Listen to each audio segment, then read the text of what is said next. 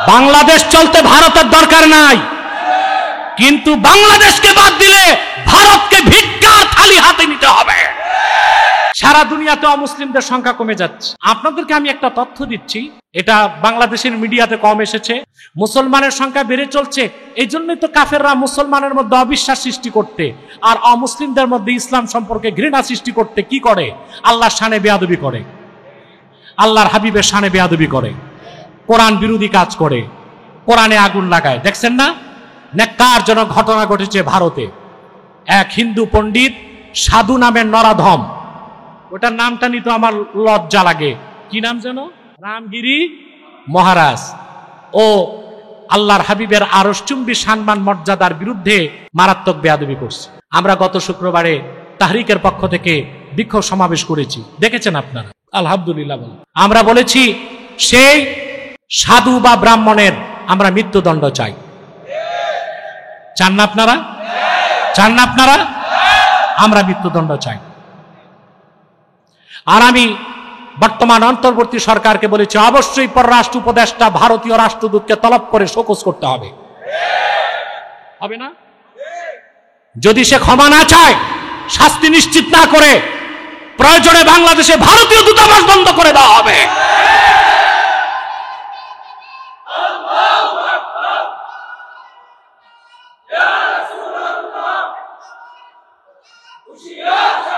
বাংলাদেশ চলতে ভারতের দরকার নাই, কিন্তু বাংলাদেশকে বাদ দিলে ভারতকে ভিক্ষার থালি হাতে নিতে হবে। আমার দেশের পয়সায় পশ্চিম বাংলা চলে, আমার দেশের রুগী না গেলে তার হসপিটালগুলো বন্ধ, রেস্টুরেন্টগুলো বন্ধ, পর্যটন কেন্দ্র বন্ধ।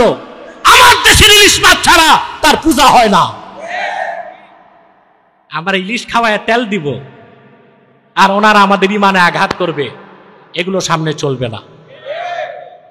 তো বলছিলাম, আবার ওই দেশের এক এমপি বিধায়ক, সে বলেছে যে বেয়াদবি করছে ব্রাহ্মণ, তারে যদি মুসলমান কিছু বলে তো সে বলছে মুসলমানও কো মসজিদ সে চুন চুন কে নিকাল কে মারেঙ্গে, অর্থাৎ মুসলমানদেরকে মসজিদে ঢুকে ঢুকে বের করে মারবে। কত বড় হিম্মত! বেটা আকাটা মুসলমান চিনছো? কারে কয় মুসলমান? কারে হুমকি দমকি দাও? ভারতের মুসলমানকে নিরীহ পাইছো? ভারতের মুসলমানের সাথে বাংলার 14 কোটি মুসলমান আছে। যদি বাড়াবাড়ি করো, কোটি মুসলমান কাকাতারের বেড়াকে ছিন্ন করে মার্চ করে দিল্লি পর্যন্ত পৌঁছে যাবে, ঠেকায় রাখতে পারবা না। আর তোমাদের জন্য গাজওয়াতুল হিন্দ অপেক্ষায় আছে, যে বাহিনীতে আমরা অংশগ্রহণ করবো ইনশাআল্লাহ।